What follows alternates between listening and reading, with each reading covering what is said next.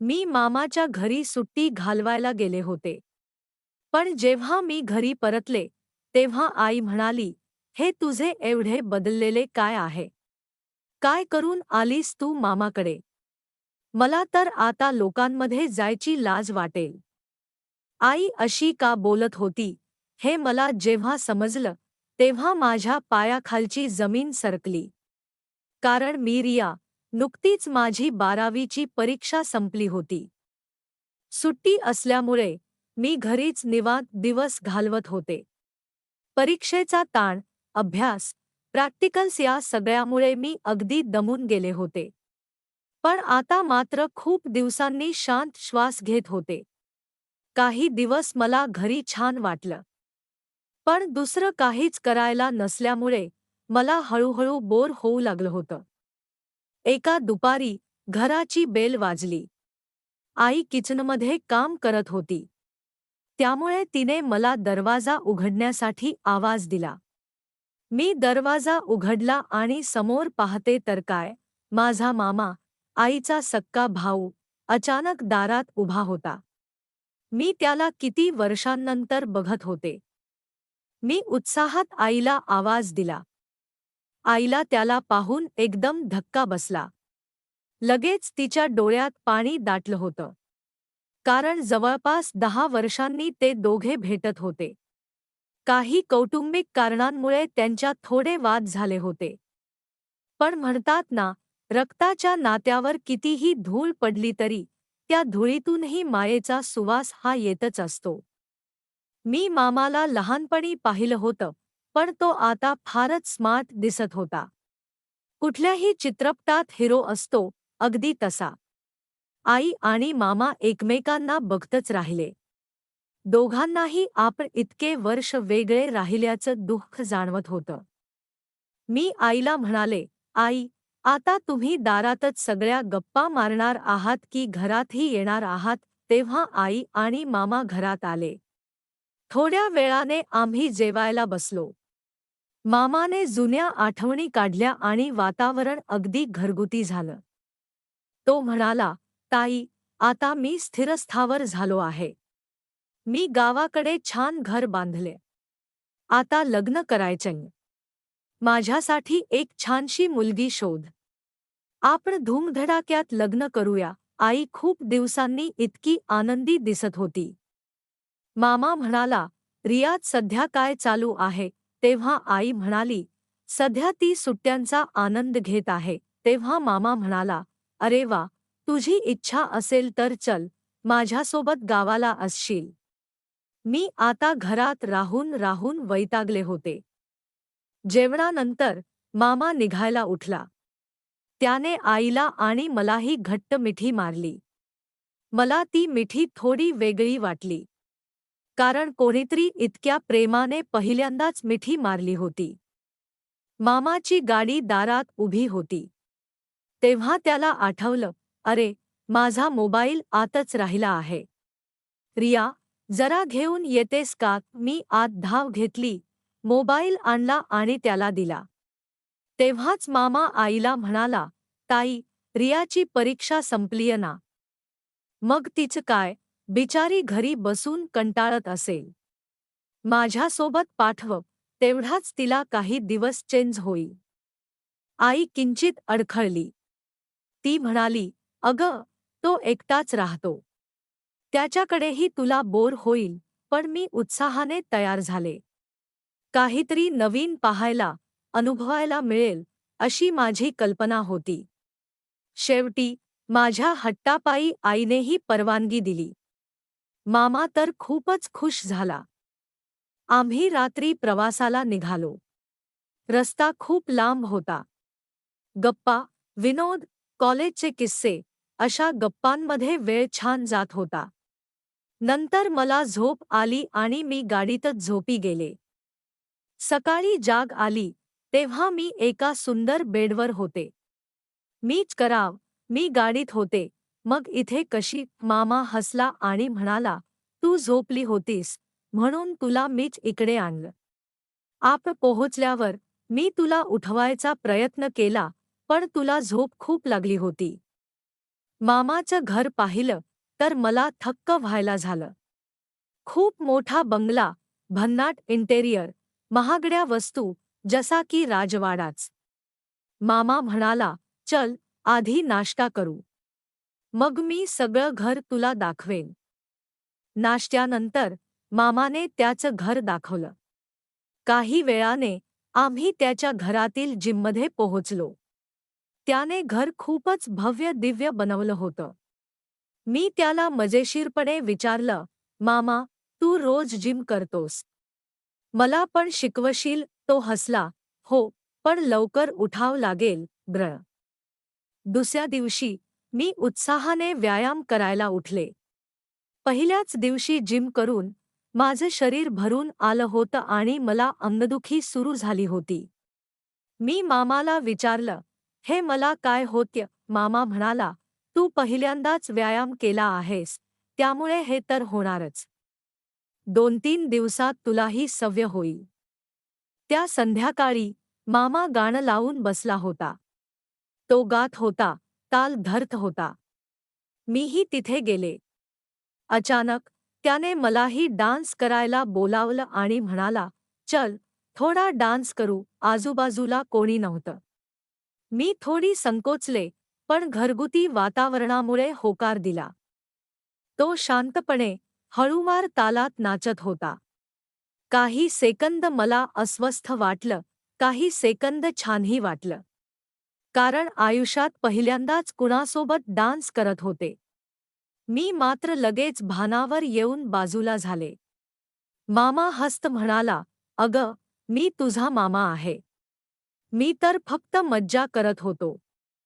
मीही शांत झाले. पुढचे काही दिवस मी नियमित व्यायाम करत होते. पण मला अंगदुखी होत होती. महिन्याभरात हळूहळू मला शरीरात बदल जाणवायला लागले. व्यायाम, दूध, मसाज या गोष्टींमुळे शरीरात काही बदल होणं हे तसं सामान्यच. पण मी कधीच इतका व्यायाम केला नव्हता. त्यामुळे मलाही वाटत होतं, हे सगळं जिममुळेच होतं. महिना पूर्ण झाला. सुट्ट्या संपत आल्या आणि मी घरी परतले. मामा मला सोडून लगेच निघून गेला. आणि घरात पाऊल टाकताच आईने मला रागाने कानशलात लगावली, हे तुझे एवढे बदललेले काय आहे? काय करून आली आहेस तू मामाकडे? लोकांमध्ये जायची लाज वाटेल आता मला. मी आवाक झाले. मला काहीच समजत नव्हतं. आई वारंवार बोलत होती, हे आयुष्यभराच्या लाजेचं कारण बनणार आता. तू हे काय केलंस? आईचा अवतार बघून मी रडत म्हणाले, आई, मी काहीच केलं नाही. आम्ही व्यायाम करायचो, दूध प्यायचो, बस. पण आईचे जुने जुने विचार, समाजाची भीती, तिचा अनुभव, सगळं तिच्या डोक्यात बडाबड फिरत होतं. तिला वाटलं, मी एखादी भयंकर चूक करून आली असेल. आईचे आरोळ, तिचा राग, तिचं बोलणं, यामुळे माझ्या मनातही विचित्र विचार येऊ लागले. मी विचार करू लागले, माझ्या शरीरात एवढा बदल का झाला? रोज दूध पिणं, मालिश, हे विचार चुकीचे होते, आधारहीन होते. पण आईच्या बोलण्यामुळे माझं डोकं गोंधळून गेलं. शेवटी मी गैरसमजात मामाला फोन केला आणि मामावर रागावले. मी आणि आईने मामाला घरी बोलावलं.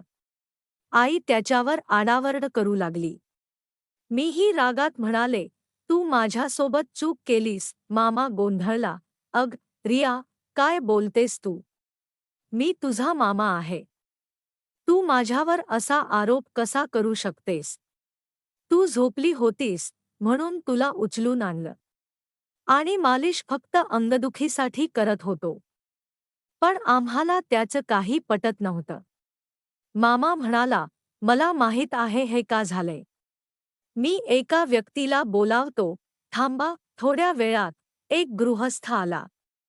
तो डॉक्टर होता, मामाचा बालपणीचा मित्र आणि एक प्रख्यात तज्ज्ञ. डॉक्टरांनी शांतपणे आईला समजावलं, ताई, तुम्ही जे समजत आहात ते चुकीचं आहे. रिया 17 वर्षांची आहे. या वयात शरीरात नैसर्गिक बदल होतात. हार्मोनल चेंजेसमुळे शरीराची वाढ, अंगैष्टित बदल, चेहऱ्यावर तेज, हे सगळं सामान्य आहे. तो पुढे म्हणाला, जिम केल्यामुळे शरीरात बदली येतात. तिच्या केसात घट्टपणा, त्वचेत स्नायूमध्ये हलकी वाढ दिसते. हे पूर्णपणे सुरक्षित आणि नैसर्गिक आहे. कुठलाही गैरप्रकार इथे नाही. माझ्या आणि आईच्या चेहऱ्यावरचा गोंधळ हळूहळू नाहीसा झाला. डॉक्टर म्हणाले, मामा म्हणजे तुमचा भाऊ. त्याच्यावर शंका करण्यासारखं काहीही नाही. फक्त गैरसमज झाला आहे. आईला तिचा गैरसमज समजला. तिने मामाची आणि माझी माफी मागितली. मलाही वाटलं, मी घाईघाईत चुकीचे निष्कर्ष काढले. मामा सगळं ऐकूनही शांत होता. उलट, तो म्हणाला, ताई, गैरसमज होणं स्वाभाविक आहे. सोडा विचार आता. घरातील वातावरण पुन्हा पूर्वीसारखं झालं. मी मामाला घट्ट मिठी मारली. माफ कर, मामा. मी तुझ्यावर चुकीचा आरोप केला. तो हसला. अगं बाळा, माफी कशाला? तू घाबरली होतीस म्हणून तसं वाटलं. आता सगळं ठीक आहे, हेच महत्वाचं. डॉक्टरांच्या स्पष्टीकरणाने घरात शांतता पसरली. त्या घटनेनंतर काही दिवस आईचे वर्तन माझ्याकडे पूर्णपणे बदलले होते. ती अधिक काळजीवाहू आणि समजूतदार बनली होती. एक दिवस ती मला म्हणाली, रिया, मला खरंच माफ कर. माझ्या जुन्या विचारांमुळे, समाजाच्या भीतीमुळे मी तुला अन्याय केला. पण आता माझी समजूत झाली आहे. तू फक्त तुझ्या आरोग्याची काळजी घेत होतीस, तेच योग्य आहे. मी तिच्या मायेच्या मिठीत सांत्वन पटले. मामा नंतरही नियमित फोन करून आमची काळजी घेत असे. काही महिन्यांनंतर त्याचे लग्न ठरले. आम्ही सगळे गावी गेलो. त्याची नवीन वधू, मामी प्रियंका, खूपच सुशिक्षित आणि आधुनिक विचारांच्या होत्या. त्यांनी माझ्या शरीरसुद्धा बदलाबद्दल ऐकलं आणि प्रोत्साहन दिलं. रिया, तू उत्तम केलंस. तरुण वयातच आरोग्याकडे लक्ष द्याल तर आयुष्यभर तंदुरुस्त राहाल. लग्नाच्या मिरवणुकीत मामा आणि प्रियंका मामी यांनी मला आणि आईला अगदी जवळ ठेवलं होतं. आईचे चेहऱ्यावर खरा आनंद पाहिला. कौटुंबिक वाद मिटून सर्व नाती पुन्हा जोडली गेली होती.